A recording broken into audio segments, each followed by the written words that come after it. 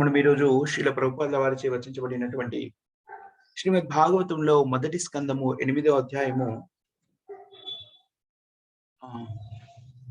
20వ శ్లోకం నుంచి చర్చించుకుంటున్నాం.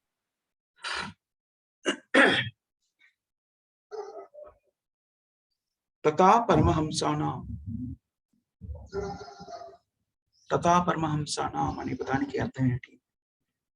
కృష్ణుడు అర్హులైన వాళ్ళకి మాత్రమే తనకు తాను ప్రకటించుకుంటారు. తథా పరమహంసానాం. మొట్టమొదటి అర్హత ఏమిటంటే పరమహంస. పరమహంస అంటే ఉత్తమమైన. హంస అంటే మనకి తెలుసు. హంస రకరకాల హంసలు ఉన్నట్టుగా మనకి శాస్త్రంలో చెప్పారు. మనకి భౌతిక జీవన విధానంలో కూడా ఈ హంసలను గమనిస్తున్నట్టు మనకు కనబడతాయి. ఆ హంసలలో ఒకటి తెలుపు వర్ణంలో ఉండేటువంటి ఒక పెద్ద హంస. దాన్ని ఏమంటారంటే ఉత్తమమైన హంస, పరమహంస అంటారు.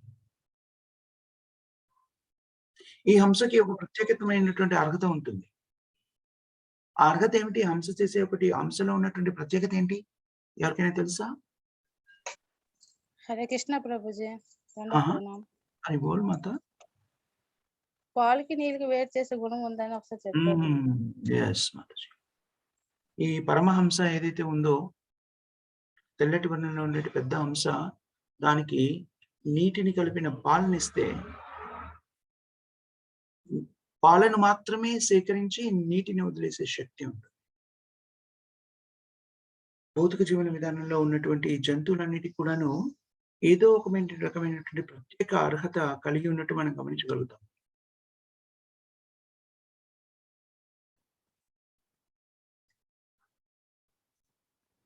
ఉదాహరణకి ఒక బల్లి ఉందనుకోండి, మనం చూస్తూ ఉంటాం కదా, బల్లి ఇంట్లో కనిపిస్తూ ఉంటుంది. చాలా సున్నితమైనటువంటి గోడ మీద కూడాను చక్కగా దాన్ని పాలిష్ చేసి, పెయింట్ వేసి, ముట్టుకుంటే జారిపోయేంత సున్నితంగా ఉన్నటువంటి గోడ మీద కూడాను బల్లి చాలా నిశ్చలంగా ఉండి పాకగలుగుతుంది. వాటికి చాలా చిన్న చిన్న కళ్ళు ఉంటాయట.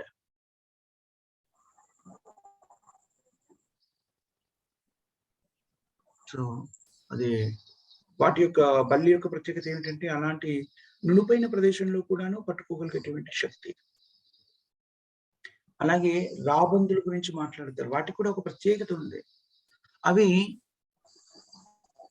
కొన్ని మైళ్ళ దూరంలోంచి కూడాను మృత శరీరాన్ని చక్కగా చూడగలుగుతాయి. అది వాటి దైనందిన జీవితం అది. అలాగా మనం గమనించినట్టయితే భౌతిక జీవన విధానంలో ఒక్కొక్క జీవికి ఒక్కొక్క ప్రత్యేకత ఉన్నట్టుగా కనబడుతుంది. అందరికీ కూడా ప్రత్యేకత ఉంది. అది భగవంతుడు జీవాత్మకి ఇచ్చినటువంటి బహుమతి.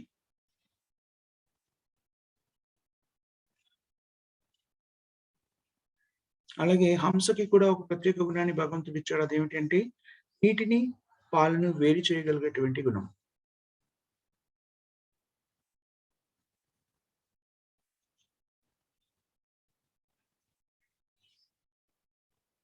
ఇక్కడ ఈ భౌతిక ప్రపంచం ఏదైతే ఉందో అది ఆధ్యాత్మిక మరియు భౌతికమైనటువంటి 2 పదార్థాలతో మిళితమై ఉంది. మనం కూడాను మన శరీరం భౌతికమైంది, మనము ఆధ్యాత్మికులం. ఇది కూడా మిశ్రితమైంది. ఈ భౌతిక ప్రపంచంలో అన్ని కూడాను ఆధ్యాత్మిక, భౌతిక 2 శక్తులతో మిశ్రితమయ్యాయి. ఎవరైతే ఇలాగా భౌతికము, ఆధ్యాత్మికము కలిసి ఉన్న వాటిలోంచి ఆధ్యాత్మికతని, భౌతికతని విడదీయగల శక్తి ఉన్న వాళ్ళు పరమహంస అని పిలువబడతారు. చూసారా ఎందుకు ఉన్నతమైన స్థితిలో, ఆధ్యాత్మికంగా ఉన్నతమైన స్థితిలో ఉన్న వాళ్ళని పరమహంస అంటారు? ఎందుకంటే భౌతిక జగత్తులో అన్ని కూడా మిళితమై ఉన్నాయి. ప్రతి చోట కూడా మనకి ఆధ్యాత్మికత, భౌతికత కలిసి కనబడతాయి. మనం ఉన్నామంటే కూడాను మనము ఆధ్యాత్మికులము, మన శరీరం భౌతికం. చాలా ఉన్నతమైనటువంటి శ్రేణికి చెందిన వ్యక్తి పరమహంసగా ఆ రెండింటిలోని వ్యత్యాసాన్ని గ్రహించగలుగుతాడు. ఆధ్యాత్మికతని, భౌతికతని వేరు చేసి ఆధ్యాత్మికతని స్వీకరించగలుగుతాడు. అది పరమహంస యొక్క లక్షణము.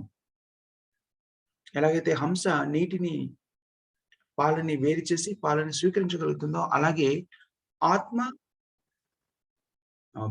ఆధ్యాత్మికము, భౌతికమైనటువంటి ఈ మిశ్రమాల నుంచి ఆధ్యాత్మికాన్ని స్వీకరించగలిగేటువంటి శక్తి పరమహంసకు ఉంటుంది.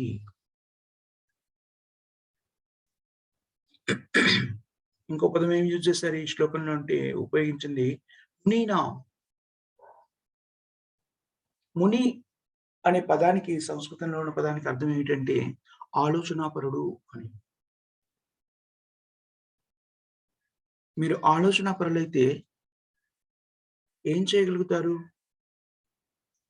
ఆధ్యాత్మికతకి, భౌతికత్వానికి ఉన్నటువంటి వ్యత్యాసాన్ని గ్రహించగలుగుతారు. శరీరం కదులుతోంది. ఎవరైతే మునులు కారో, ఎవరైతే ఈ విశ్లేషణాత్మకంగా దాన్ని విశ్లేషించి చూడలేరో వాళ్ళు ఏమనుకుంటారు? శరీరమే కదులుతుంది అనుకుంటారు. శరీరం తనంత తానుగా కదులుతోంది అనుకుంటారు. కానీ నిజానికి అది నిజం కాదు కదా. శరీరం తనంత తాను కదలట్లేదు. శరీరం తనంత తానే కదిలినట్టయితే మృత శరీరం కూడా కదలాలి. కానీ మృత శరీరం కదలడం లేదు. దాన్ని బట్టి మనం ఏం అర్థం చేసుకోగలుగుతాము? శరీరం కదులుతుంది అంటే దాంట్లో ఆత్మ అనేది ఉంది. అందుకే అది కదలగలుగుతుంది. దీన్ని ఎవరు అర్థం చేసుకోగలరు? విశ్లేషణాత్మకంగా ఆలోచించి పరిజ్ఞానాన్ని పొందిన వ్యక్తులు దీన్ని అర్థం చేసుకోగలరు. అందుకని వాళ్ళని ఏమన్నారు? ముని అన్నారు. మూర్ఖులైన వాళ్ళు దీన్ని అర్థం చేసుకోలేరు. పరిజ్ఞాన రహితులైన వ్యక్తులు ఈ శరీరానికి భిన్నమైన దాని గురించి, శరీరానికి భిన్నమైనటువంటి ఆత్మ గురించి, ఇంకో శక్తి గురించి, ఆధ్యాత్మిక శక్తి గురించి అవగాహన చేసుకోలేరు. ఈ శరీరం కదలడానికి ఉపయోగపడుతున్న శక్తి ఆధ్యాత్మిక శక్తి. అది జీవాత్మ. తథా దేహాంతర ప్రాప్తి. ఆ కదిలించగలిగే శక్తి ఏదైతే ఉందో ఆధ్యాత్మిక శక్తి, అది శాశ్వతమైనది. నహన్యతే హన్యమానే శరీరే కదా. భగవద్గీతలో తథా దేహాంతర ప్రాప్తి అని 2వ అధ్యాయంలోనే భగవంతుడు చెప్పేస్తారు 13వ శ్లోకం. అదే అధ్యాయంలో నహన్యతే హన్యమానే శరీరే ఏమంటున్నాడు? ఈ శరీరము నశించిపోయినా కూడాను ఆత్మ నశించదు అని చెప్తున్నాడు. ఏం జరుగుతుంది ఆత్మకి? ఈ శరీరం నుంచి మరో శరీరంలోకి మార్చబడుతుంది. కానీ సామాన్యులైన వ్యక్తులు దీన్ని అర్థం చేసుకోలేరు. ఎందుకని? వాళ్ళు మునులు కాదు. మునులు కాదు అంటే విశ్లేషణాత్మకంగా ఆధ్యాత్మికతకి, భౌతికతకి ఉన్నటువంటి తేడాని గ్రహించలేరు కాబట్టి. ముని అంటే చాలా విశ్లేషణాత్మకంగా ఆలోచనాపరుడై ఉంటారు. అయితే ఎవరు పరిపూర్ణమైన మునులు కాగలుగుతారు? అది కూడా ఇక్కడ చెప్పుకోండి. అమల ఆత్మన. మల అంటే అపరిశుద్ధమైన. అమలాదానికి వ్యతిరేకమైనటువంటి శుద్ధమైన.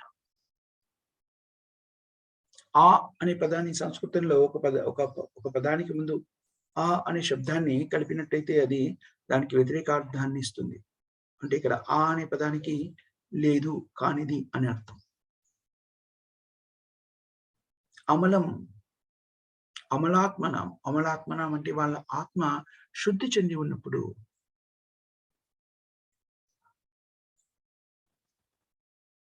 హృదయము అన్ని కలుషితాలతోని నిండి ఉన్నప్పుడు ఇది ఎవరు అర్థం చేసుకోలేరు. కానీ హృదయం శుద్ధి చెందినప్పుడు దీన్ని అర్థం చేసుకోగలుగుతారు.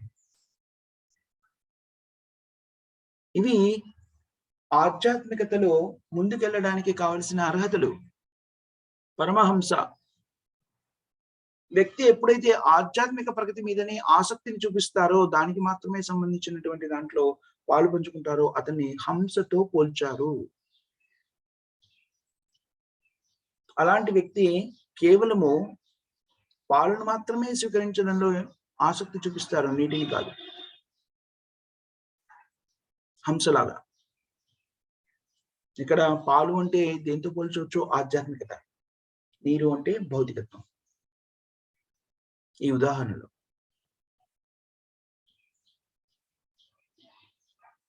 దీన్ని బట్టి పరమహంస అనేటువంటి వ్యక్తి ఎవరు అంటే ప్రతిక్షణం కూడాను ఆధ్యాత్మిక ప్రతి గురించి ఆలోచించేవాడు, భౌతిక జీవన విధానాన్ని తిరస్కరించేవాడు. తిరస్కరణ అంటే ఏమిటి? ఇక్కడ మళ్ళీ మనం గుర్తుపెట్టుకోవాలి. కృష్ణ చైతన్య మార్గంలో భౌతికత్వాన్ని తిరస్కరించడము అంటే ఏమిటి? ప్రతిదాన్ని కూడాను భగవత్ సేవలో వినియోగించడము, ఇంద్రియ తృప్తి నుంచి దాన్ని ముక్తం చేయడము. ఇవి కృష్ణుడి గురించి అర్థం చేసుకోవాలి అంటే ఉండవలసినటువంటి అర్హతలు. ఆధ్యాత్మిక పురోగతి మీద ఆసక్తి ఉన్న వాళ్ళు ఎవరైతే విశ్లేషణాత్మకంగా ఆలోచించి ఆత్మకి ఆధ్యాత్మికతకి భౌతికత్వానికి ఉన్న తేడాని సంగ్రహించగలిగిన వాళ్ళు, అర్థం చేసుకోగలిగిన వాళ్ళు ఎలాంటి వాళ్ళు అయి ఉంటారు? వాళ్ళు ఏ స్థితిలో ఉన్న వాళ్ళు అంటారు? హృదయం అంతా శుద్ధి చేయబడినటువంటి వాళ్ళు. అలాంటి వ్యక్తులు భగవంతుడైనటువంటి కృష్ణుని అర్థం చేసుకోగలరు.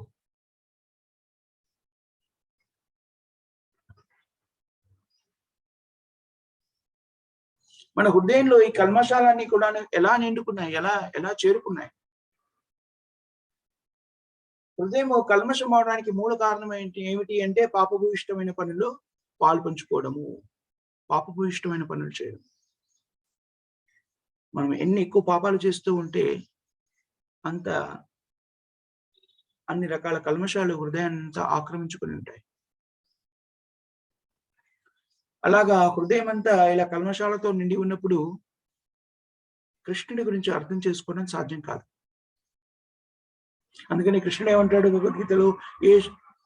ఏషాం అంతగతం పాపం. ఎవరైతే పాపభూయిష్టమైన జీవితం నుంచి ముక్తులవుతారో వాళ్ళు, ఏషాం అంతగతం పాపం జననాం పుణ్యకర్మణం. అదే కదా శ్లోకం.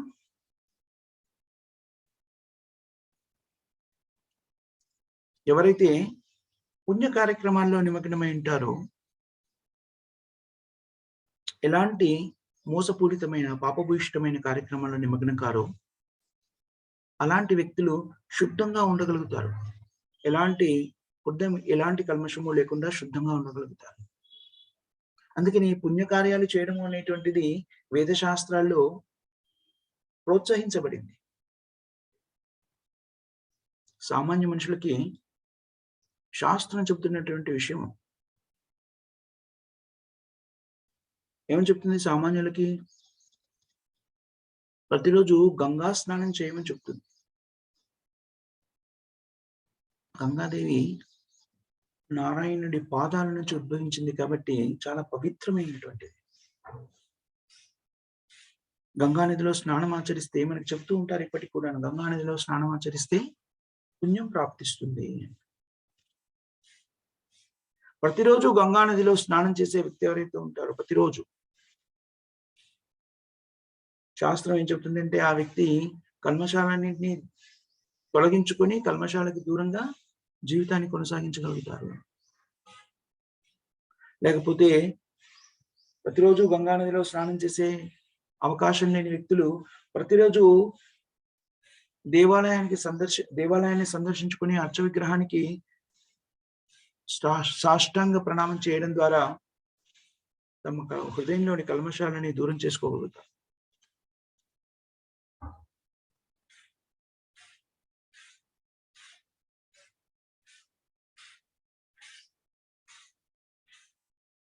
ఒక్కొక్కసారి మనం గుళ్ళో చూస్తుంటాము, చాలా చిన్న పిల్లలు కూడాను కీర్తన జరుగుతున్నప్పుడు మనతో పాటు నృత్యం చేస్తూ ఉంటారు అర్చ విగ్రహం ముందు.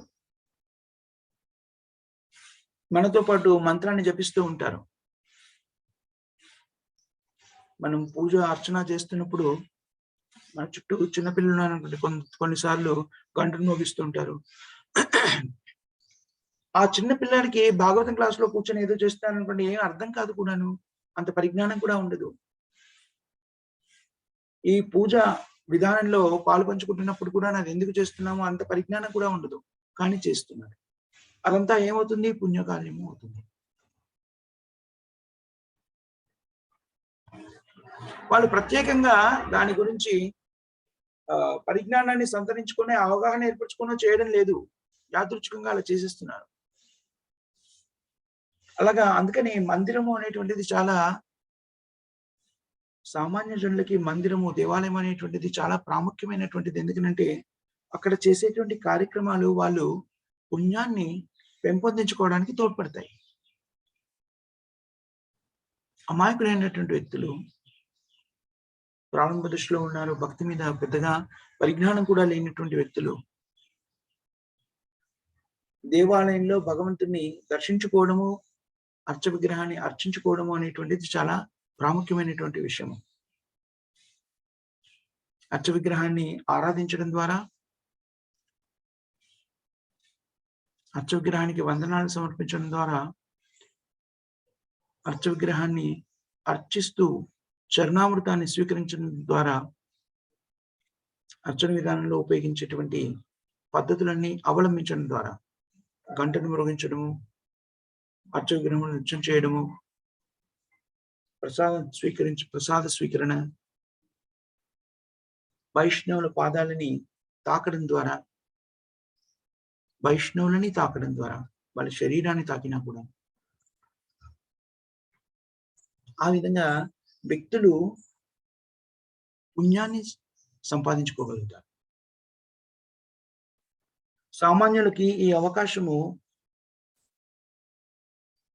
దేవాలయం నిర్మాణాల ద్వారా అందించబడుతుంది. ఎవరు కూడా ప్రారంభ దశలో మునులేం కారు. అది సాధ్యమయ్యే విషయం కాదు. విగ్రహాన్ని ఆరాధించడం ద్వారా, దేవాలయాన్ని సందర్శించడం ద్వారా అభ్యున్నతిని సాధించగలుగుతారు. ఇది సామాన్య జనులకి చాలా ముఖ్యమైనటువంటి విషయము.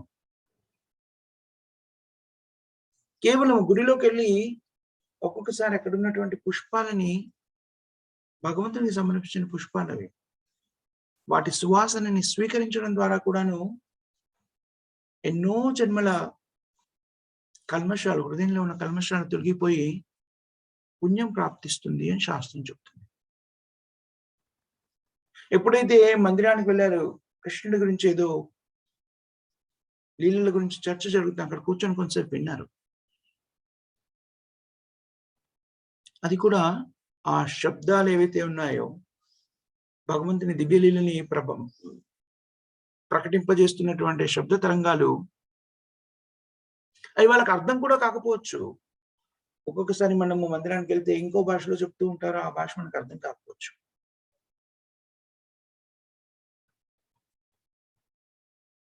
కానీ మధ్య మధ్యలో కృష్ణ అనే పదం రావచ్చు, నారాయణ, కృష్ణ అనే పదాలు వస్తున్నప్పుడు ఆ కృష్ణ అనే పదం వినడం సరిపోతుంది ఎన్నో జన్మల పాపాలని మన హృదయంలోంచి తొలగించడానికి. శ్రీ భక్తి సిద్ధాంత సరస్వతి గోస్వాముల వారు ఒక మాసపత్రికని ప్రచురించేవాళ్ళు. మాసపత్రిక, వారపత్రిక, ఒక పత్రికని ప్రచురించేవాడు. భగవద్ దర్శనం సంతు తోషిణి అని, భగవత్ తోషిణి ఒక పత్రికని పబ్లిష్ చేసేవారు, ప్రచురించేవాళ్ళు. దానికి ఎవరైనా ఆర్టికల్స్ పంపించారనుకోండి, వ్యాసాలని పంపించారనుకోండి, ఏం చేసేవారంటే ఆయన అంతా చదవడం కాదు, ఊరికే అలా చూసేసి వాళ్ళ వ్యాసంలో ఎన్నిసార్లు కృష్ణుని పేరుని వాళ్ళు ఉచ్చరించారు, చైతన్య మహాప్రభు పేరుని ఉచ్చరించారు అని చూసేసి ఇది ప్రచురించండి అనేసారు. అంతే. అతని రాతలో వ్యక్తి కృష్ణ, చైతన్య అనే పదాల్ని ఎన్నోసార్లు ఆ పద ప్రయోగాల్ని చేశారనుకోండి, వెంటనే భక్తి సిద్ధాంత సరస్వతి కోసం సరే ప్రచురించేసేయండి. ఎన్నిసార్లు కృష్ణుడి, చైతన్య మహాప్రభు యొక్క నామాన్ని ఉచ్చరించారు కాబట్టి సరే, ఈ వ్యాసము ప్రచురణకి అర్హమైనది.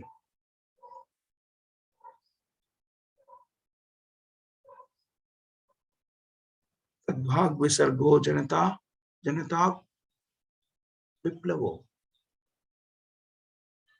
यास्मिन् प्रतिश्लोकम् अबद्धवती अपि नामान्ये अनन्तस्य यशो लिखितानि यात् शृण्वन्ति गायन्ति गृह्णन्ति सदावः।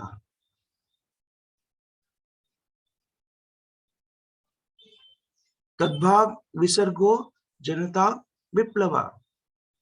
ఏ రకమైనటువంటి వ్యాసంగాన్ని రచించిన పద్యాల్ని, గేయాల్ని, గద్యాల్ని, కథల్ని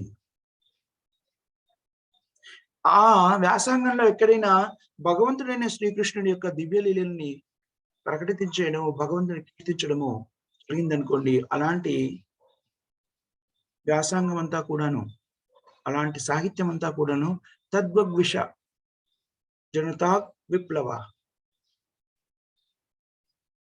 అలాంటి వ్యాసంగం అంతా కూడాను వైవిధ్యమైనటువంటిది, విప్లవాత్మకమైనటువంటిది.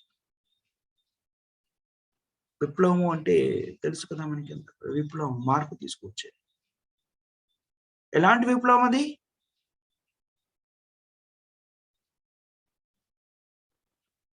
రాజకీయాలలో కూడాను విప్లవాలను తీసుకురావడం ద్వారా ఒక రాజకీయ పార్టీ ఇంకొక రాజకీయ పార్టీని అణగదొక్కడానికి, తద్వారా తమ పేరు ప్రతిష్టలను పెంచుకోవడానికి ప్రయత్నం చేస్తుంటుంది. మనకి విప్లవం అనగానే రాజకీయ విప్లవాలే గుర్తొస్తూ ఉంటాయి. ఒక రకమైన రాజకీయ ఆలోచన ఇంకో రకమైన ఆలోచన ద్వారా అణగదొక్కే ప్రయత్నించారు. ఇంగ్లీష్ లో దీన్ని రెవల్యూషన్ అంటారు కదా, దాన్ని సంస్కృతంలో విప్లవము అంటారు. తద్వగ్ విసర్గో జనతా విప్లవ. ప్రజల ఆలోచనలో విప్లవాన్ని, మార్పుని తీసుకురాగలిగేటువంటి సాహిత్యము చాలా ఉన్నతమైంది. ఎందుకని? ఎప్పుడది ఉన్నతమైంది? దాంట్లో భగవన్నామం యొక్క స్మరణ ఉంటే చాలు, అది ఉన్నతమైంది. ఉదాహరణకి శ్రీల ప్రభుపాదుల వారు మనకి ఎన్నో గ్రంథాలని ఆంగ్లంలో మనకి అనువదించి ఇచ్చారు. శ్రీమద్ భగవద్గీత, భాగవతము, చైతన్య చరితామృతము, ఇవన్నీ కూడాను ప్రజలలో ఇవన్నీ అధ్యయనం చేయడం ద్వారా మనుషుల జీవితాల్లో మార్పు రావడాన్ని మనం చూసాం. అది విప్లవము. ప్రభుపాదుల వారు ఎప్పుడు కూడా చాలా హంబుల్ గా, చాలా నమ్రతతో ఎప్పుడు చెప్తారు, నేను గొప్ప మేధావిని కాదు అని చెప్తుంటారు. పెద్ద పెద్ద అర్హతలు కూడా నాకేం లేవు, చాలా చక్కని సాహిత్యాన్ని రచించేటువంటి శక్తి నాకు లేదు. నేను రచించినటువంటి సాహిత్యంలో ఎన్నో రకమైనటువంటి దోషాలు కూడా ఉండవచ్చు, వ్యాకరణ పరంగా, సాహిత్య పరంగా ఆలోచిస్తే. అదేమైనా కానివ్వండి, కానీ అది విప్లవాన్ని సృష్టించింది, సందేహం ఏం లేదు. పతితులైనటువంటి పాశ్చాత్యుల జీవితంలోకి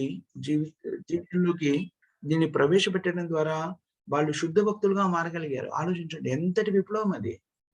భగవంతుడు అంటే కూడా ఎవరో తెలియదు, సంపూర్ణంగా భౌతిక ఇంద్రియ తృప్తిలో నిమగ్నమైనటువంటి వ్యక్తులు, అది కూడా ఎందుకు చేస్తున్నామో తెలియనటువంటి ఒక క్లిష్టమైన పరిస్థితిలో ఉన్నటువంటి జంతు జీవనాన్ని కొనసాగిస్తున్నటువంటి వ్యక్తులు శుద్ధ వైష్ణవులుగా మారగలిగారు అంటే చూడండి ఈ సాహిత్యంలోని పటిమ.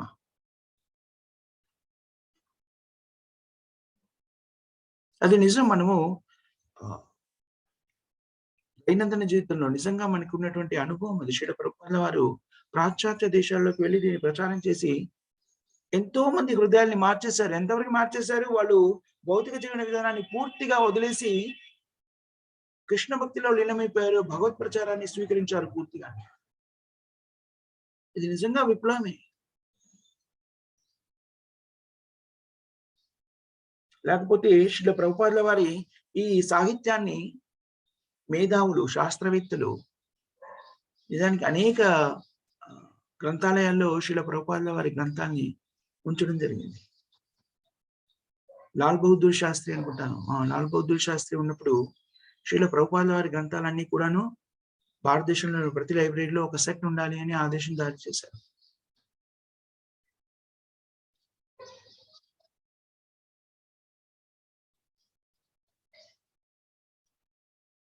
వాళ్ళకి మేధావులైనటువంటి వ్యక్తులకి, శాస్త్రవేత్తలకి ఎప్పుడైతే శ్రీల ప్రభుపాద వారి గ్రంథాలు ఎప్పుడైతే అభ్యసించారో వాళ్ళకి అర్థమైంది ఇది ప్రపంచంలో పెను మార్పు తీయగలిగేటువంటి శక్తి సంపన్నమైనటువంటి సాహిత్యం అని.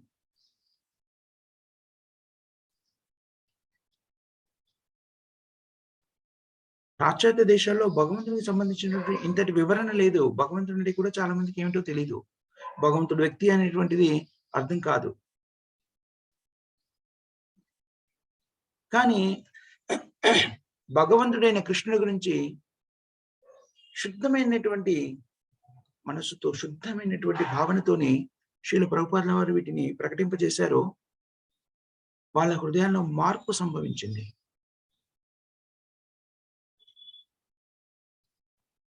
తద్వగ్ విసర్గో జనతాగ విప్లవో యాస్మిన్ ప్రతిశ్లోకం అబద్ధ.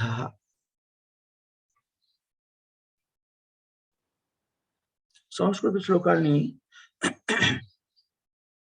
స్పష్టంగా రాయాలి అంటే, వ్యాకరణోత్తమంగా రాయాలి అంటే దాని మీద ఎంతో పట్టు ఉండాలి. వ్యాకరణం మీద, ఛందస్సు మీద, అలంకారాల మీద పరిజ్ఞానం ఉండాలి. అనేక రకమైనటువంటి నియమ నిబంధనల ఒక పద్యాన్ని రాయాలి అంటే దాంట్లో రకరకాల పద్యాలు ఉన్నాయి. సీసము, ఆటవెలిది, ఉత్పలమాల, చంపకమాల. సీసము అనే పద్యం రాయడం చాలా కష్టము అని చెప్తారు. సీసంలో సీస పద్యము రాయని వాడు కవియే కాడు అంటారు ఒకానొక చోట. ఎవరైనా సరే ఏదైనా రాసేస్తే కవి అయిపోతాడని కాదు. సాహిత్యానికి ఒక ప్రామాణికత ఉంది. దానికి ఎన్నో నియమాలు ఉన్నాయి, ఎన్నో నిబద్ధతలు ఉన్నాయి. అవన్నీ పాటిస్తూ రాసినప్పుడు మాత్రమే అది సాహిత్యం అనిపించుకుంటుంది.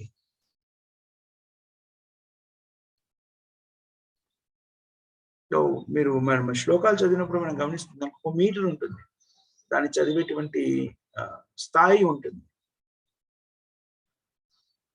తథా పరమహంసానాం మునినాం అమలాత్మనాం భక్తియోగా విధానార్థం కథం పశ్యేమహి స్త్రీయ. మన ఈ శ్లోకంలో చూడండి, ఒక మీటర్ ఉంది. ఈ శ్లోకంలో మనము దాన్ని ఒకటి అని ఏమంటారు, ఆ మీటర్ ఒక పద్ధతిలో పాడేటువంటి స్థితి.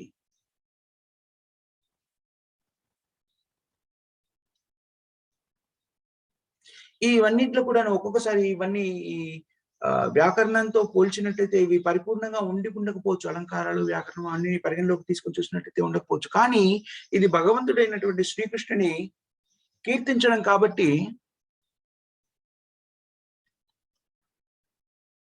నామన్యే అనంతస్య. అనంత అంటే భగవంతుడైన శ్రీకృష్ణుడు. భగవంతుని నామం దీంట్లో ఉంది కాబట్టి భక్తి సిద్ధాంత సరస్వతి లెక్క ప్రకారంగా వెంటనే దీన్ని స్వీకరించవచ్చు. అనంతస్య, అనంత అంటే భగవంతుడైన కృష్ణుడు, నారాయణ, కృష్ణ చైతన్య. శ్రీవంతి గాయంతి గృణంతి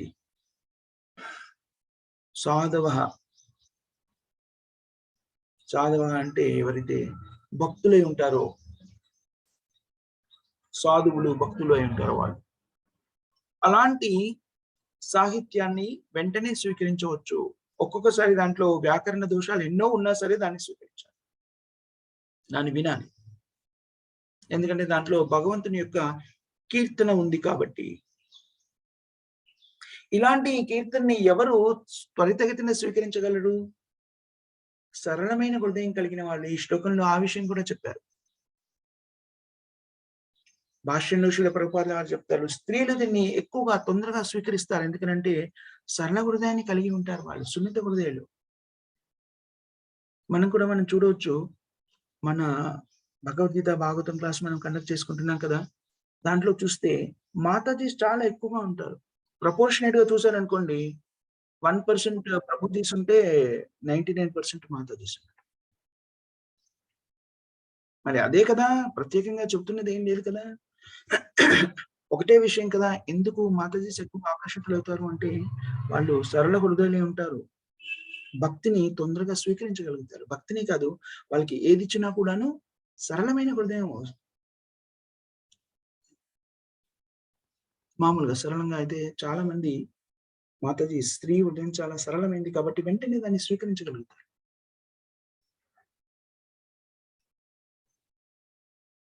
సో, మనము ఎప్పుడైతే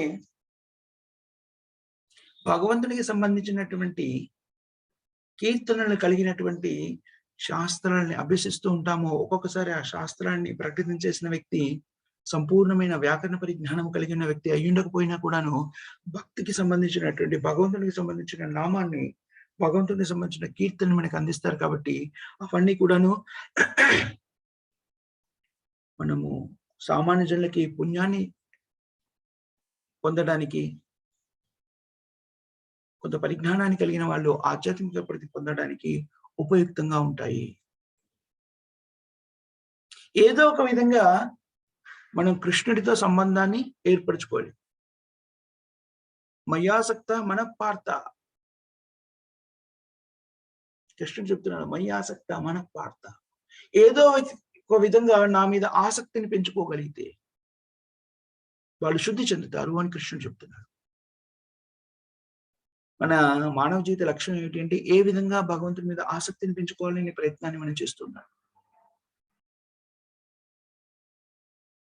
ఒక్కోసారి మనకి రాయాలి అనేటువంటి ఆసక్తి ఉందనుకోండి, మనకి పరిజ్ఞానం లేకపోయినా కూడా భగవంతునికి సంబంధించినటువంటి దివ్యమైన లీలల్ని ప్రకటితం చేయాలి అనుకుంటే, మనకి భాష సరిగా రాకపోయినా కూడాను రాయడం మూలంగా ఏం జరుగుతుంది అంటే, అది మనని ప్రభావితం చేయొచ్చు, ఇంకో చదివే వాళ్ళకి ప్రభావితం చేయొచ్చు. అందుకే సాహిత్యాన్ని మనము భగవత్ సాహిత్యాన్ని, శాస్త్రాన్ని చదువుతున్నప్పుడు ఇలాంటి వ్యాకరణ దోషాలు ఏమైనా ఉన్నాయనుకోండి, వాటిని పెద్దగా పట్టించుకోవాల్సిన అవసరం లేదు.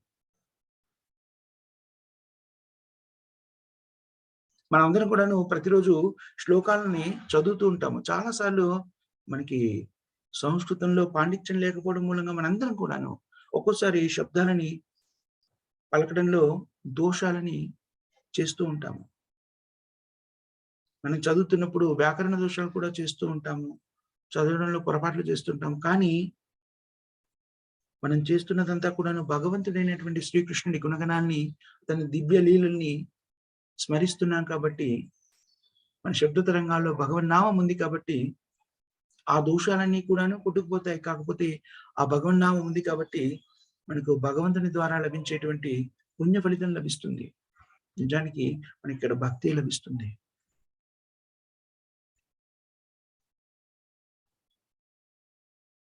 వేద మంత్రాల్ని మనం అభ్యసించినప్పుడు చాలా సార్లు వాటిని అభ్యసించే విధానం ప్రకారంగా అభ్యసించడం మనకు తెలీదు. మనకు దాంట్లో ప్రావీణ్యత లేదు. కానీ మనం ప్రయత్నం చేస్తాం. ఎందుకని? దాంట్లో కృష్ణుడి యొక్క నామం ఉంది. అది చాలు. ఇక్కడ ఏమని చెప్తున్నాడు కృష్ణుడు?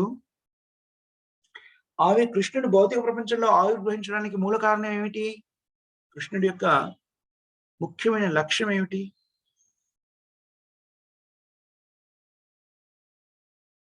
పరిత్రాణాయ సాధూనాం వినాశాయ చ దుష్కృతాం. 4వ అధ్యాయంలో మనం నేర్చుకుంటాం. అది 8వ శ్లోకం అనుకుంటా. అది కృష్ణుడి కర్మ. కృష్ణుడు ఆవిర్భవించడానికి కారణం. కృష్ణుడు ఏమని చెప్తున్నాడు మనకి 4వ అధ్యాయంలో తర్వాతి శ్లోకంలో చెప్తాడు. 9వ శ్లోకం. జన్మ కర్మ చమే దివ్యం. మనము ఈ భౌతిక ప్రపంచంలో ఆవిర్భవిస్తాం. అలాగే కృష్ణుడు కూడా ఆవిర్భవిస్తున్నాడు. కానీ తేడా ఏమిటి? మనము భౌతిక జగత్తులో ఆవిర్భవించడానికి భౌతిక శక్తులచే ప్రభావితం కాబడి బలవంతంగా పంపించబడతాము.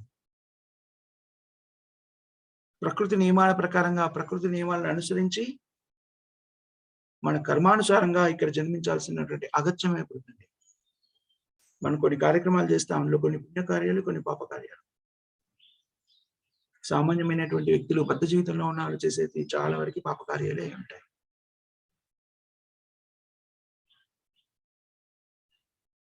ఆ పాప కార్యాల మూలంగా మనం ఏం చేస్తాం? మరో జీవితాన్ని, పాప పుణ్య ఏ కార్యక్రమాలు చేసినా కూడాను మరో జీవితాన్ని ఏర్పరచుకుంటున్నాము. ఈ శరీరం వదిలిన తర్వాత పొందే మరో శరీరానికి కావలసినటువంటి కార్యక్రమాలన్నీ మనం చేసేస్తున్నాం. దాని మూలంగా ఏం జరుగుతుంది? మరో శరీరాన్ని పొందేటువంటి అగత్యం ఏర్పడుతుంది. ఇప్పుడు మనం మానవ శరీరంలో ఉన్నాము.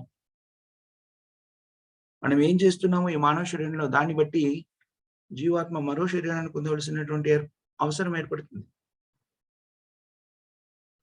మన కోరికలు మన కొత్త శరీర సృష్టికి కారణభూతమవుతాయి. ఇప్పుడు మానవ శరీరంలో ఉన్న వ్యక్తి తర్వాత ఈ జీవితంలో కుక్కగా పుట్టవచ్చు. కుక్క శరీరంలో ప్రవేశపెట్టబడొచ్చు. ప్రకృతి నియమాల ప్రకారంగా మనము అలాంటి స్థితిలోకి తోసివేయబడుతున్నాం. మనకి ప్రత్యేకంగా ఇంకో చాయిస్ నాకి కుక్క శరీరంలోకి వెళ్ళిపోయిన తర్వాత నాకు ఇలా జీవించాలని లేదు అంటే ఇంకా అవకాశమే లేదు అలా వెళ్ళాల్సింది.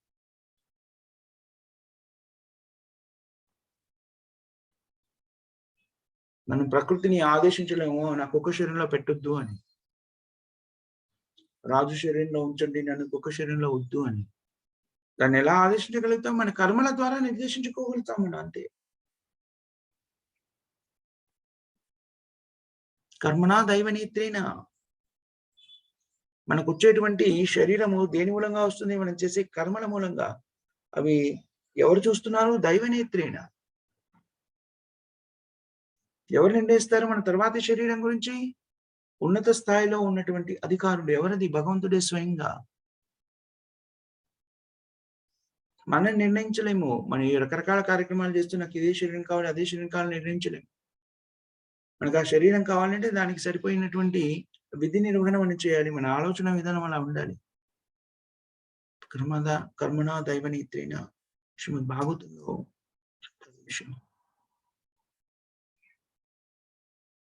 ప్రపంచంలో ఆవిర్భవించి అనేక రకమైనటువంటి కష్ట సుఖాల్ని మన కర్మానుసారంగా మనం పొందుతున్నాం ఇక్కడ.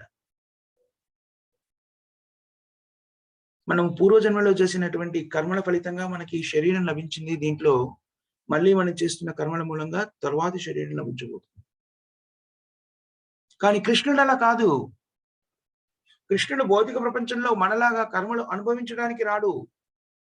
ప్రకృతి నియమాల ప్రోద్బలంతో లేకపోతే వాటి శక్తి మూలంగా భగవంతుడు ఇక్కడ ప్రకటితం కాడు.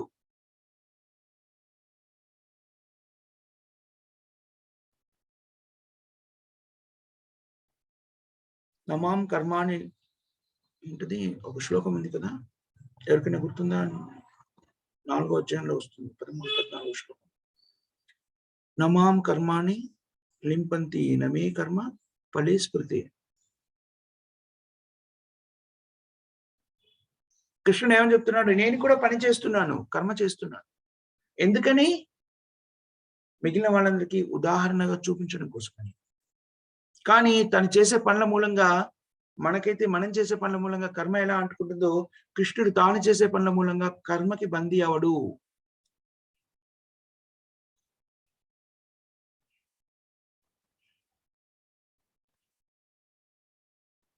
అందుకని కృష్ణుడు ఏమంటాడు? నమాం కర్మాణి లింపంతి నమే కర్మ. దానికి ప్రత్యేకంగా ఒక పని చేయాలని కోరిక కానీ ఏదో పొందాలని కానీ ఏమీ లేదు. సంపూర్ణుడు భగవంతుడు, సంపూర్ణుడు. ఏదో కొత్తగా పొందాలి అనేటువంటి దానికోసం ఏదో కర్మ చేయాలనేటువంటి అవసరం భగవంతునికి లేదు. మనము ఏదో పొందడానికి ఒక రకమైనటువంటి కార్యక్రమాలను నిమగ్నం అవుతాం, ఏదో లాభాన్ని పొందడానికి. కానీ కృష్ణుడికి ఆ లాభాలు పొందాల్సిన అవసరం ఏం లేదు. అన్ని సమృద్ధిగా ఉన్నాయి భగవంతుడి దగ్గర. Self sufficient. అతనికి ఏం కావాలో అది వెంటనే అలా ప్రకటితమైపోతుంది. కేవలం కోరుకున్నంత మాత్రమే ప్రకటితమైపోతుంది.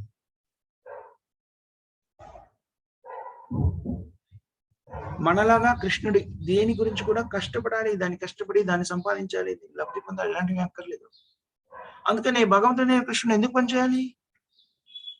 భగవంతుడైన కృష్ణుడికి భౌతిక జగత్తులో ప్రత్యేకమైనటువంటి ఓ లక్ష్యం ఉంది. ఏమిటది? పరిత్రాణాయ సాధూనాం వినాశాయ చ దుష్కృతాం. భగవంతుడు కూడా భౌతిక ప్రపంచంలో ఆవిర్భవించడానికి ఒక కారణం ఉంది. అది భగవంతుడే స్వయంగా చెప్పుకుంటున్నాడు. ఏమని? సాధువులని రక్షించడానికి, భక్తులని రక్షించడానికి, రాక్షస స్వభావాల్ని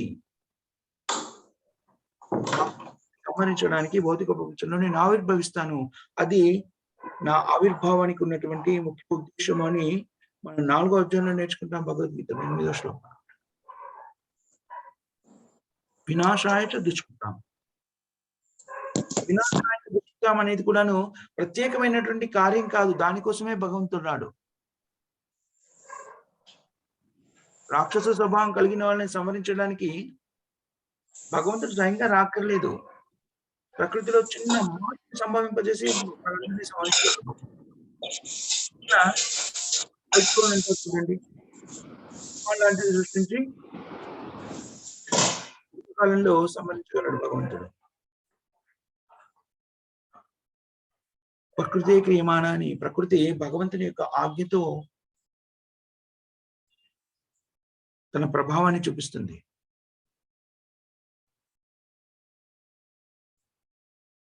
వరుణుని భగవంతుడైన కృష్ణుడు ఆదేశించవచ్చు. ఇక్కడ పెద్దగా వర్షం కురిచి దీనంతా జలమయం చేసేయండి. వందల వేల రాక్షస స్వభావం అంతా కూడా ఏకకాలంలో చంపబడతారు. ఒక సెకండ్ లో భూదేవిని కొంచెం కదలమని చెప్పవచ్చు.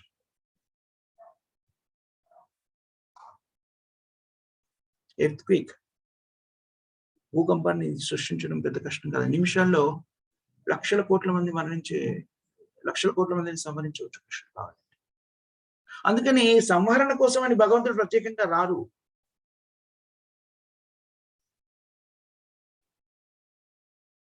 ఎందుకని వస్తారు? ప్రత్యేకమైన కారణం ఏంటంటే, ముఖ్యంగా రావడానికి కారణం ఏంటి?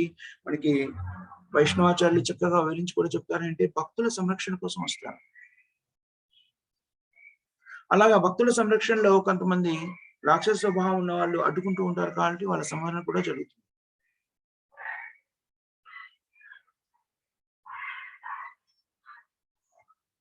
మనం ఒక్కో పని చేయడానికి వెళ్తూ ఉంటాము. ఆ పని మూలంగా ఇంకో పని ఏర్పడుతుంది. మన లక్ష్యం ఏదో ఉంటుంది. మనం ఒక్కోసారి షాపింగ్కి బయటకు వెళ్తాం కదా, మనం ఏదో కొనడానికి వెళ్తాము, అక్కడ ఏదో ఇంకోటి కనబడుతుంది.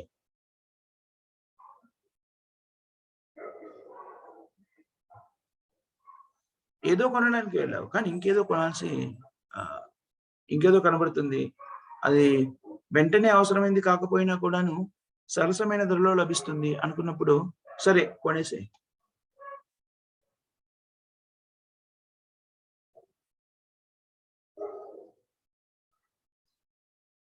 అలా చాలాసార్లు మనం జరుగుతాం. ఒక మిత్రుడి ఇంటికి విందుకు వెళ్తాం, అక్కడ ఇంకేదో జరుగుతూ ఉంటుంది, దాంట్లో మనం సహాయపడతాం. అదేవిధంగా కృష్ణుడు భౌతిక ప్రపంచంలో ఆవిర్భవించడానికి మూల కారణం ఏమని చెప్తారు అంటే, పవిత్రులని, భక్తులని, సాధువుల్ని రక్షించడానికి భగవంతుడు ఆవిర్భవిస్తారు. అలాగే వచ్చారు కాబట్టి ఆ రక్షణలో రక్షిస్తున్నప్పుడు కొంతమంది దుష్టుల్ని శిక్షించాల్సిన అవసరం ఏర్పడితే శిక్షిస్తారు. కృష్ణుడికి శిక్షించడానికి ప్రత్యేకంగా తానే రాక్కర్లేదు. కృష్ణుడికి ఎన్నో రకమైనటువంటి శక్తులు ఉన్నాయి. ఏ శక్తి ద్వారానైనా కూడా శిక్షించవచ్చు. సృష్టి స్థితి ప్రళయ సాధన శక్తి రేఖ ఛాయే వయస్య భువనాని విభర్తి దుర్గా. బ్రహ్మ సంహితలో శ్రీకృష్ణుడి గురించి బ్రహ్మదేవుడు చెప్తున్నాడు స్వయంగా. దుర్గాదేవి శక్తి కూడాను భగవంతుని ఆజ్ఞ ప్రకారంగా నడుచుకుంటూ ఉంటుంది. మనం దుర్గాదేవి విగ్రహాన్ని కానీ పిక్చర్ని కానీ మీరు చూసే ఉంటారు. దుర్గాదేవికి 10 చేతులు. ఆ 10 చేతుల్లో రకరకాల ఆయుధాలని ధరించి ఉంటుంది ఆమె. దుర్గా పూజని నిర్వహిస్తాం కదా మనము. విజయదశమి సమయంలో దుర్గా పూజ.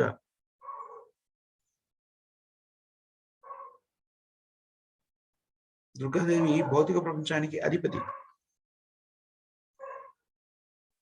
10 చేతులు దేవి యొక్క 10 చేతులు 10 దిశలని సూచిస్తుంది అని చెప్తారు.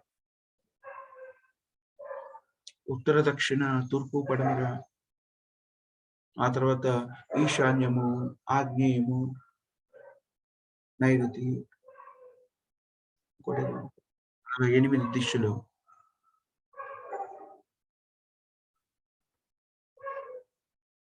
అలాగే పైన, కింద 8 దిశలు పైన, కింద అన్ని కలిపేసి 10.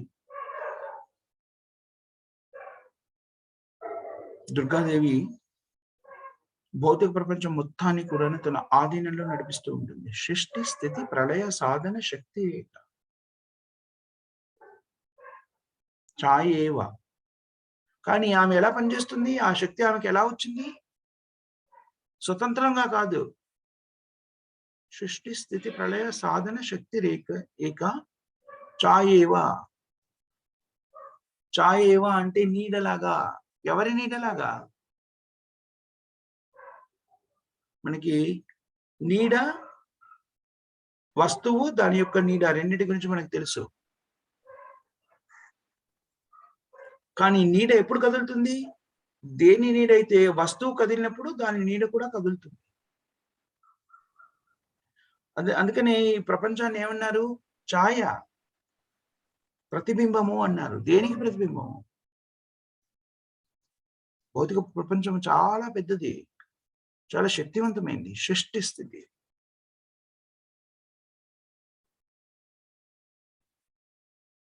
చూడండి, ఎప్పుడైనా భూకంపం వచ్చిందనుకోండి, దాని మూలంగా సముద్రంలో నీళ్ళంతా కూడా ఏమంటారు దాన్ని? ఇంకేదో అంటారు కదా. సముద్రంలో నీళ్ళంతా కూడాను భూమిని ఆక్రమించేస్తుంది. సునామీ. ఒక్కొక్కసారి సముద్రంలోంచి భూమి బయటకు ఉద్భవిస్తుంది. నీళ్ళన్నీ అక్కడి నుంచి వెళ్ళిపోతాయి. వెళ్ళిపోతే అదేమవుతుంది? ఐలాండ్ అంటారు. ద్వీపము, ద్వీపకల్పము. మనందరికీ కూడాను చరిత్రలో ఇది చాలాసార్లు మనం చదివి ఉంటాం. మనకి అనుభవం ఉంది. సృష్టి, స్థితి, ప్రళయ. ఒకవైపు ప్రళయము, ఇంకోవైపు సృష్టి. ఇదంతా కూడాను భౌతిక ప్రకృతి చేయగలదు. చూస్తూ ఉంటాము. ఒక చోట ఒక ద్వీపం ఉద్భవించింది, ఇంకొక చోట నీటితో కొంత భూభాగము కప్పివేయబడింది. భౌతికమైన ప్రకృతికి ఆ శక్తి ఉంది. ఆ శక్తి అంతా దానికి ఎక్కడి నుంచి వస్తుంది? ఎవరి యొక్క ఆధీనంలో ఆ శక్తి పనిచేస్తుంది అని చెప్పబడింది. ఎవరి ఆధీనం అది? అది గోవిందుడు. గోవిందుడు స్వయంగా భగవద్గీతలో చెప్తాడు, మయాధ్యక్షేణ ప్రకృతి సూయతే సచరాచరం. నా ఆధీనంలో ఈ ప్రకృతి పనిచేస్తుంది అని భగవంతుడైన శ్రీకృష్ణుడు స్వయంగా భగవద్గీతలో మనకు తెలియజేస్తున్నాడు. 9వ అధ్యాయంలో వస్తుంది కదా, 10వ శ్లోకమే అనుకుంటాను. మయాధ్యక్షేణ ప్రకృతి సూయతే సచరాచరం.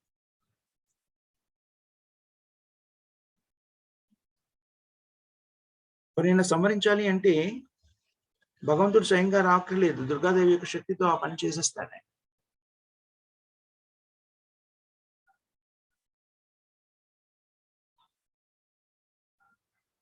అసురులైన వాళ్ళని దుర్గాదేవి సంహరించగానే మనము చూస్తూ ఉంటాం కూడా.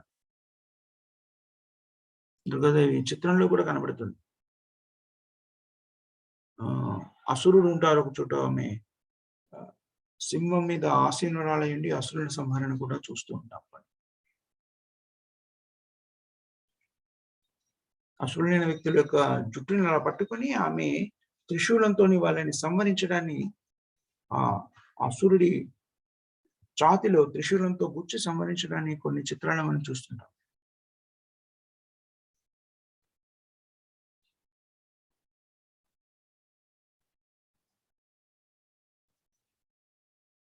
అసురులు ఎప్పుడు కూడా అలా జరుగుతున్నప్పుడు తమను తాము రక్షించుకునే ప్రయత్నం చేస్తారు. కానీ 2 చేతులే ఉన్నాయి కదా వాళ్ళకి.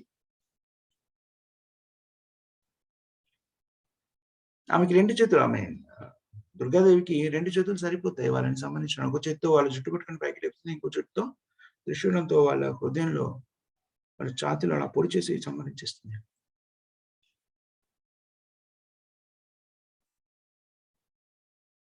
ఒకవేళ రాక్షసుడు ఎక్కువ ప్రభావాన్ని చూపించారనుకోండి, ఆమెకి ఇంకా 8 హస్తాలు ఉన్నాయి సంహరించడానికి. ఆ 8 హస్తాలు కూడాను ఆమె ఖాళీగా ఉండదు. ప్రతి హస్తంలో కూడా ఏదో ఒక ఆయుధం పట్టుకుంటారు. ఈ దుర్గాదేవి యొక్క శక్తి ముందు భౌతిక జీవిత విధానంలోని జీవాత్మలు దుర్గాదేవి శక్తిని ప్రతిఘటించలేరు. ఆమె భౌతిక ప్రకృతిని ప్రభావితం చేయగలిగేటువంటి శక్తి భగవంతుని ద్వారా పొంది ఉంది. దైవీ ఏషా గుణమయి మమ మాయ దురత్యయ. భౌతిక ప్రకృతిలోని శక్తి కూడాను భగవంతుని చేయి నిర్వహింపబడుతోంది. దైవీ ఏషా గుణమయి మమ మాయ దురత్యయ. దాన్ని భౌతికమైన విధానాల ద్వారా మనము ఉల్లంఘించలేము. దాని మీద మన ఆధిపత్యాన్ని కూడా ప్రకటించలేము. అసురులు చూడండి, ఎంత శక్తివంతులైనా సరే ప్రకృతి నియమాల ప్రకారంగా శరీరాన్ని త్యాగం చేయవలసిందే. భౌతిక ప్రపంచంలో అసురుల నిలయమిది.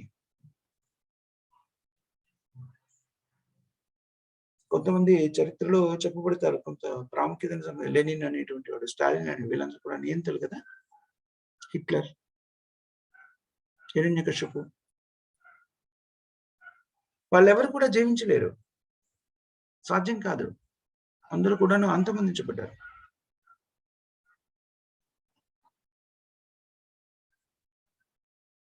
సో దుష్టులను శిక్షించడానికి ప్రత్యేకంగా భగవంతుడు ప్రకటితం కాక్కర్లేదు.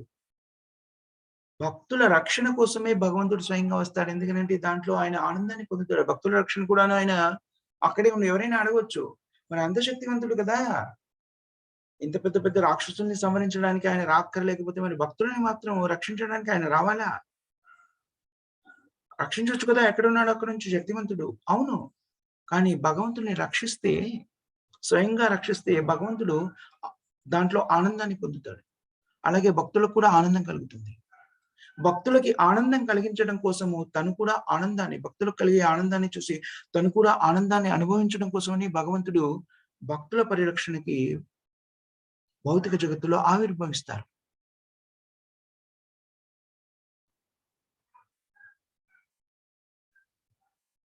భక్తుల యొక్క ఆనందం కోసం, భక్తులకి ఆనందం కలిగించడం భగవంతుని యొక్క లక్ష్యము. అందుకని ఆయన భౌతిక ప్రపంచంలో ప్రకటితమవుతాడు. అందుకని ఇక్కడ ఏం చెప్పండి, పరమహంసానాం మునినాం అమలాత్మనాం. అలాంటి వ్యక్తులకు మాత్రమే భక్తి యోగ విధానార్థం, వాళ్ళలో భక్తిని ఇంకా పెంపొందించడానికి భగవంతుడు ప్రకటితమవుతాడు.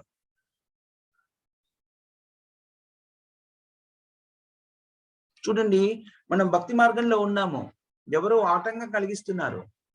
భక్తులకి రాక్షస స్వభావం కలిగిన వాళ్ళు ఎప్పుడు ఆటంకం కలిగిస్తూ ఉంటారు. అలాంటి ఆటంకం కలిగిస్తున్నప్పుడు కృష్ణుడు మనం రక్షించారనుకోండి, మనం ఇంకా కృష్ణుడి వైపు ఎక్కువ ఆకర్షితమై కృష్ణ భక్తిలో లీనం కాగలుగుతాం.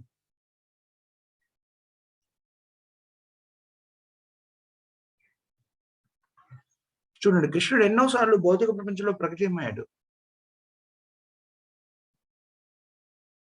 ప్రహ్లాద్ మహారాజ్ వాళ్ళ తండ్రి ద్వారానే హిరణ్యకశిపుతోని ప్రమాదంలో చిక్కుకున్నారు. అప్పుడు భగవంతుడు స్వయంగా ప్రకటితమయ్యారు. దేవకి వసుదేవులు అనేక కష్టాన్ని ఓర్చుకోవాల్సి వచ్చింది. కంసుడి ద్వారా అనేక కష్టాన్ని వాళ్ళు అనుభవించారు. అందుకని ఆయన స్వయంగా భగవంతుడు ప్రకటితమయ్యాడు. పవిత్రనాయ సాధువులు, వాళ్ళు భక్తులు, సాధువులు, వాళ్ళ రక్షణ కోసం వచ్చాడు భగవంతుడు.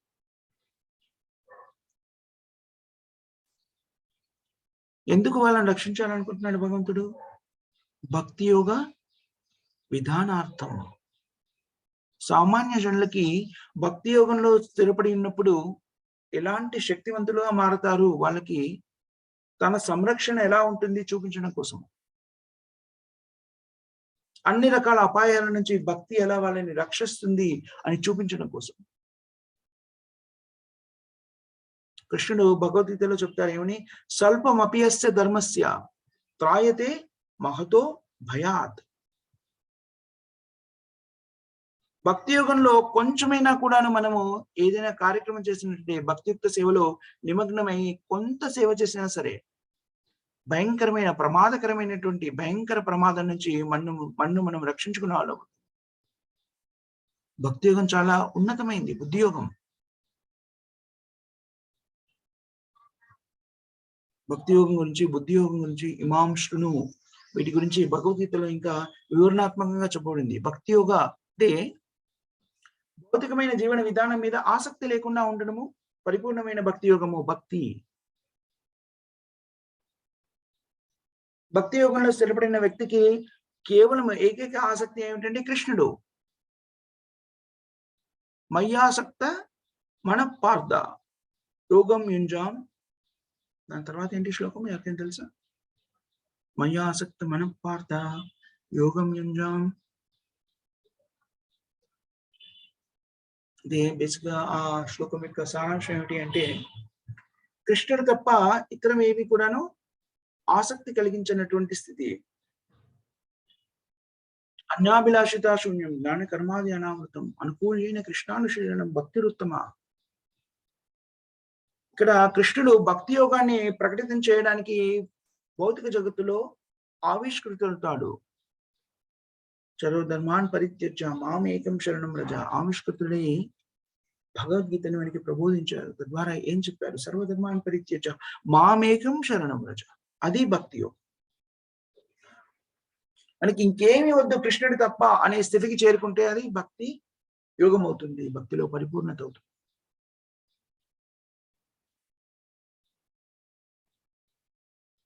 భక్తి యోగ విధానార్థం కథం పశ్యమేహి స్త్రీయ. కుంతీదేవి స్త్రీగా అవతరించారు, స్త్రీగా ఉన్నారు. సామాన్యంగా శాస్త్రంలో ఏం చెప్తారు అంటే సామాన్యమైన స్త్రీలు ఎవరైతే ఉంటారో వాళ్ళకి ఆధ్యాత్మిక చింతన మీద ఆసక్తి ఉండదు అని చెప్తారు. కానీ ఏదో ఒక విధంగా వాళ్ళు ఆసక్తి చూపించారనుకోండి, దాన్ని స్వీకరించబడుతుంది. భగవంతుడు దాన్ని స్వీకరిస్తాడు. కృష్ణుడు ఒక సందర్భంలో ఏం చెప్తారు? స్త్రీయో వైశ్యో తథా శూద్ర తేపియాంతి పరం గతిం. స్త్రీలైనా, వైశ్యులైనా, శూద్రులైనా ఎవరైనా సరే ఈ మూడు పేర్లు చెప్పారేమిటి? వాళ్ళు కూడా నన్ను స్మరిస్తే, నా సేవలో నిమగ్నమైతే పరిపూర్ణులు అవుతారు అని చెప్పారు. ఎందుకు ఇలా ముగ్గురిని తీసుకున్నారు? మామూలుగా ఈ ముగ్గురికి భక్తి మీద ఎక్కువ ఆసక్తి ఉండదు అని చెప్తుంటారు. కొంతమంది ప్రత్యేకమైన స్త్రీలు ఉండవచ్చు. భక్తులైన స్త్రీల గురించి ఇక్కడ మాట్లాడటం లేదు. ఎప్పుడైతే భక్తిని స్వీకరిస్తారో వాళ్ళకి స్త్రీ శరీరం, పురుష శరీరంతో సంబంధం లేదు. పరిపూర్ణ జ్ఞానాన్ని సంపాదించుకున్న వాళ్ళు అవుతారు, భక్తిలో స్థిరపడతారు. సున్నిత హృదయాలు కాబట్టి నిజానికి మనం చూస్తూ ఉంటాము, వాళ్ళే భక్తిని తొందరగా స్వీకరిస్తారు. నిజానికి ఏది మనము సమంజసంగా వాళ్ళకి చెప్పగలిగితే దాన్ని స్వీకరిస్తారు. అలాగే భక్తిని కూడా వాళ్ళకి ప్రబోధించగలిగితే చక్కగా వాళ్ళు వెంటనే స్వీకరిస్తారు. అలా స్వీకరించిన వాళ్ళకి ఏం జరుగుతుందంట? తేపియాంతి పరం గతిం. ఎప్పుడైతే వాళ్ళు భక్తులుగా మారుతారో వాళ్ళు వాళ్ళ స్థితి నుంచి ఉన్నతమైన స్థితికి చేర్చబడతారు.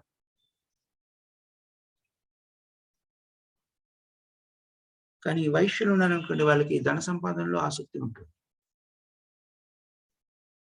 శాస్త్రంలో ఏం చెప్పబడిందంటే స్త్రీలకి ఇంద్రియ తృప్తి మీద ఆసక్తి ఎక్కువగా ఉంటుంది అని చెప్పబడింది.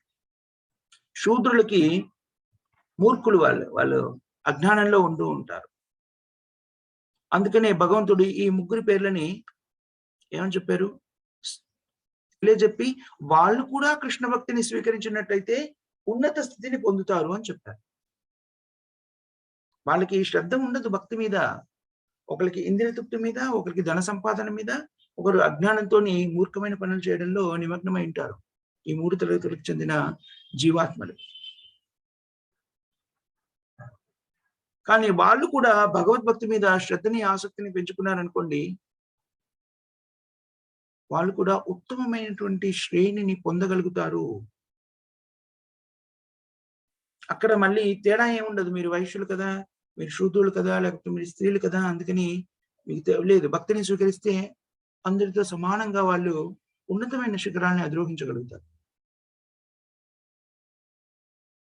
కుంతీదేవి తన నమ్రతతోని తనకు తనుగా ఏమని చెప్తుంది? మేము స్త్రీలము, అశక్తులము అని చెప్తుంది. కానీ కుంతీదేవి సామాన్యమైన స్త్రీ కాదు. భక్తురాలు, శుద్ధ భక్తురాలు. అందుకనే స్త్రీలలో ఎవరైనా భగవద్భక్తిని స్వీకరించారనుకోండి, వాళ్ళందరూ కూడా కుంతీదేవితో సమానులు. ఇది స్వయంగా శ్రీల ప్రభుపాదుల వారు చెప్పిన విషయం. చాలా చోట్ల మనకి ఇదే శ్లోకంలో మనం చెప్పుకున్నాం కదా, 9వ అధ్యాయంలో 32వ శ్లోకంలో స్త్రీలు, వైశ్యులు, శూద్రులు అయినా సరే భగవద్భక్తిని స్వీకరించే ఉన్నతమైన స్థితికి చేరుకుంటారు అనే విషయం చెప్పినప్పుడు, ఈ సందర్భంలో మనం చర్చించుకున్నాం వాళ్ళ ముగ్గురిని ఎందుకు చెప్పారు అని. ఎందుకంటే ఈ 3 తరగతులకు చెందిన వాళ్ళు ధన సముపార్జన, అజ్ఞానంతో కూడుకున్న అవివేకమైన పనులు చేయడము, ఇంద్రియతృప్తిలో నిమగ్నమైనటువంటి కార్యక్రమాలకి ప్రాతినిధ్యం వహించేటువంటి వర్గాలు ఇవి. వాళ్ళు కూడా భక్తిని స్వీకరిస్తే ఉన్నతమైనటువంటి స్థితిని పొందగలుగుతారు. ముఖ్యంగా స్త్రీల గురించి మాట్లాడినప్పుడు ఇక్కడ శ్రీల ప్రభుపాదుల వారు ప్రత్యేకంగా చెప్తారు. ఎప్పుడైతే ఏ స్త్రీ అయినా భగవద్భక్తిని స్వీకరించారనుకోండి, వాళ్ళు సామాన్యమైన స్త్రీలు కాదు. వేద శాస్త్రాల్లో వారి గురించి, వాళ్ళ బలహీనతల గురించి చెప్పినవన్నీ కూడాను ఒకసారి స్త్రీ భక్తిని స్వీకరించిన తర్వాత అవన్నీ కూడా వాళ్ళకి వర్తించవు. ఇక్కడ కుంతీదేవిని అసామాన్యమైన స్త్రీ, గొప్ప భక్తురాలు అని చెప్పారు. ఏ స్త్రీ అయినా కూడా భగవద్భక్తిని స్వీకరించింది అనుకోండి, వాళ్ళు కూడా కుంతీదేవితో సమానులు అని చెప్తారు. స్వయంగా శ్రీల ప్రభుపాదుల వారు చెప్పారు. కానీ ఇక్కడ కుంతీదేవి గొప్ప భక్తురాలు కాబట్టి ఏమని చెప్తుంది ఆమె? నమ్రతతోని మేము స్త్రీలము, మేము మిమ్మల్ని ఎలా చూడగలము? మిమ్మల్ని చూడాలి అంటే గొప్ప భక్తులై ఉండాలి. మాక భక్తి వైపు ఆసక్తి ఉండొచ్చు. స్త్రీలం కాబట్టి ఇలాంటి స్థితిలో మేము ఉంటాం. మేము మిమ్మల్ని ఎలా చూడగలము అని అడుగుతుంది. ముఖ్యంగా ఇక్కడ ఏమని చెప్తుంది అంటే, నేను స్త్రీని కాబట్టి నాకు పెద్దగా పరిజ్ఞానం లేదు. పరిజ్ఞానవంతులు, మేధావంతులు, భక్తియుక్తమైన సేవలో నిమగ్నమైనటువంటి వ్యక్తులు మిమ్మల్ని చూడగలుగుతారు. కానీ నాకు అవేవీ లేవు. నేను నిన్ను ఎలా చూడగలుగుతాను కృష్ణ? పరమహంసలకి మాత్రమే నువ్వు అధీకృతుడు కాగలవు. పరమహంసలు మాత్రమే నిన్ను చూడగలరు. భక్తి యోగులకి మాత్రమే లభ్యమయ్యేటువంటి వ్యక్తివి నీవు. మునులు ఆధ్యాత్మికతని, భౌతికత్వాన్ని విశదీకరించి అర్థం చేసుకుని దాన్ని స్వీకరించగలిగేటువంటి మునులకు మాత్రమే నువ్వు లభ్యమయ్యేటువంటి వ్యక్తివి. ఎవరి హృదయం అయితే శుద్ధమవుతుందో వాళ్ళకి మాత్రమే నువ్వు లభ్యమవుతావు. అలాంటి నిన్ను మేము స్త్రీలుగా ఉండి ఎలా చూడగలుగుతాం? అది ఆమె యొక్క నమ్రత. నిజానికి కుంతీదేవికి కృష్ణుడు పరిపూర్ణంగా తెలుసు. ఆమెకు తెలియకుండా ఏం లేదు, శుద్ధ భక్తురాలు. కానీ నమ్రతతోని నేను స్త్రీ శరీరంలో ఉన్న నేను స్త్రీని కాబట్టి నేను నిన్ను ఎలా తెలుసుకోగలను కృష్ణ అని అడుగుతుంది. ఆమె కుంతీదేవి అడుగుజాడల్లో నడుస్తూ ఏ స్త్రీ అయినా కూడాను భగవంతుడైన కృష్ణుడి నుంచి పరిపూర్ణ పరిజ్ఞానాన్ని పొందగలదు. కృష్ణుడు తన భక్తిలో నిమగ్నమైన ఎవరికైనా కూడాను తన గురించి విశదీకరించడానికి సిద్ధంగా ఉన్నారు. మాంహి పార్థ విపా ఏంటది ఆ శ్లోకము? మాంహి పార్థ విపా స్త్రీయాయేపిషా. కేవలము భగవంతుడు మనకి నిర్దేశించిన, భగవద్గీతలో నిర్దేశించినటువంటి సూత్రాలని మనము మన జీవితంలోకి అన్వయించుకొని పాటించినట్టయితే చాలు. మనము భగవంతుని గురించి తెలుసుకోగలుగుతాము. భగవంతుడు అవగతమవుతాడు. భగవంతుని చూడగలుగుతాము. భగవంతునితో మాట్లాడగలుగుతాము. భగవంతునితో పాటు నడవగలుగుతాము. ఇవన్నీ కూడా మనకి శాస్త్రంలో చెప్పబడింది. అదంతా ఏమిటంటారు? దాన్ని భక్తి యోగము అంటారు. భక్తి యోగంలో మాత్రమే దీనికి సంబంధించిన, భక్తి శాస్త్రానికి సంబంధించిన పరిపూర్ణమైనటువంటి జ్ఞానం మనకు లభిస్తుంది. భక్తి రసామృత సింధు అనేటువంటిది రూప గోస్వాముల వారిచే ప్రకటింపజేయబడినటువంటిది శ్రీల ప్రభుపాదుల వారు ఆంగ్లంలోకి అనువదించి మనకు అందించారు. భక్తి యోగానికి సంబంధించిన పరిపూర్ణ శాస్త్రం అది. ఎవరికైనా కృష్ణుని చూడాలని ఆసక్తి ఉంటే ఏ ఆటంకమూ లేదు. ఎవరైనా సరే, స్త్రీలైనా, శూద్రులైనా, వైశ్యులైనా, ఎలాంటి స్థితిలో ఉన్నా సరే, తేపియాంతి పరమగతి, వాళ్ళంతా కూడాను పరమగతిని పొందగలుగుతారు. కృష్ణ చైతన్యానికి ఏ అడ్డంకులు లేవు. శాస్త్రం చెబుతుంది. వేదాలు మనం చదివినట్టయితే మనకు అర్థమవుతుంది. మనకి దీంట్లో కూడా చెప్పారు కదా! మనకి భగవద్గీతలో కూడా చెప్పారు ఆ విషయం.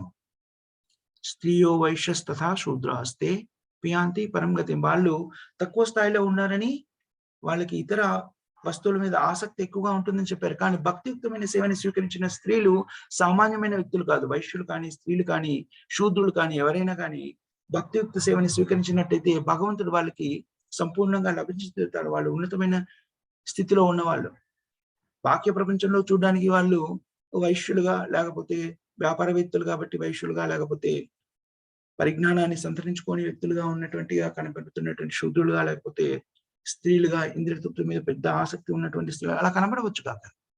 కానీ వాళ్ళు ఎప్పుడైతే నమ్రతతోని భగవద్భక్తిని స్వీకరిస్తారో, భగవంతుని సూచనని తమ జీవితంలోకి అన్వయించుకుంటారో వాళ్ళు ఆ స్థితిని పూర్తిగా కోల్పోతారు. భౌతికమైన స్థితిలో ఏవైతే శాస్త్రంలో చెప్పబడిందో ఆ స్థితుల మూలంగా కలిగేటువంటి ఉపద్రవాల నుంచి ముక్తులైపోతారు వాళ్ళు.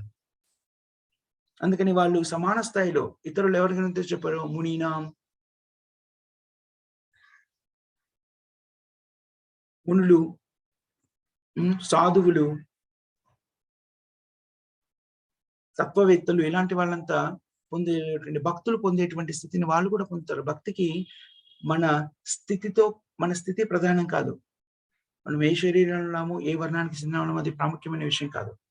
మనం భక్తిని మన జీవితంలోకి స్వీకరిస్తే ఆ శాస్త్రంలో చెప్పబడినటువంటి అవలక్షణాలు ఏవైతే ఆపాదించబడ్డాయో ఈ వర్గానికి చెందడం మూలంగా, లేకపోతే మనం ఆ వర్గంలో ఉండి ఆ అవలక్షణాలు మనలో ఏవైతే ఉన్నాయో అవన్నీ కూడా తొలగిపోతాయి భక్తి మార్గంలో స్థిరపడి ఉన్నట్టయితే.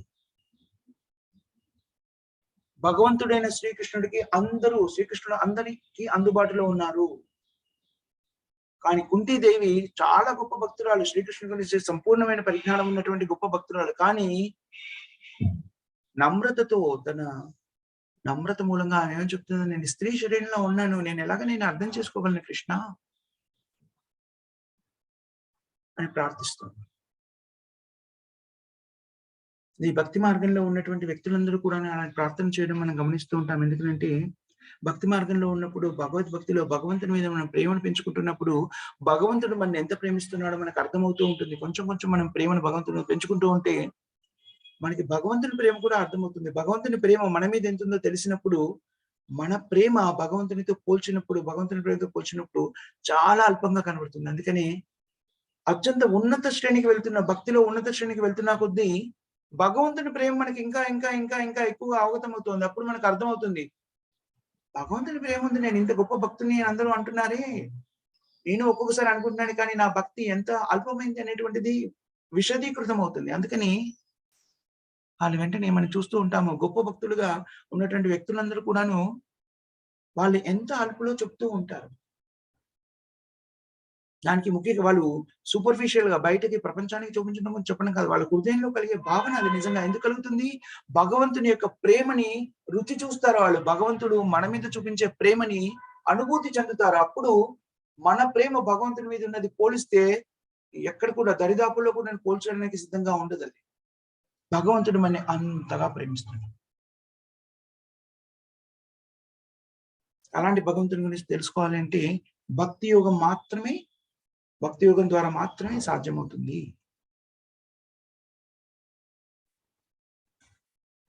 అది ఈనాటి శ్లోకం యొక్క తాత్పర్యము. మనం ఇక్కడ ముగిద్దాం. ప్రభుజీ సార్, మాతాజీ సార్ ఏమైనా క్వశ్చన్స్ కానీ కామెంట్స్ కానీ ఉన్నాయా? మనము గమనించలేదు, సమయాన్ని కూడా మించిపోయినట్టు అనుకుంటారు.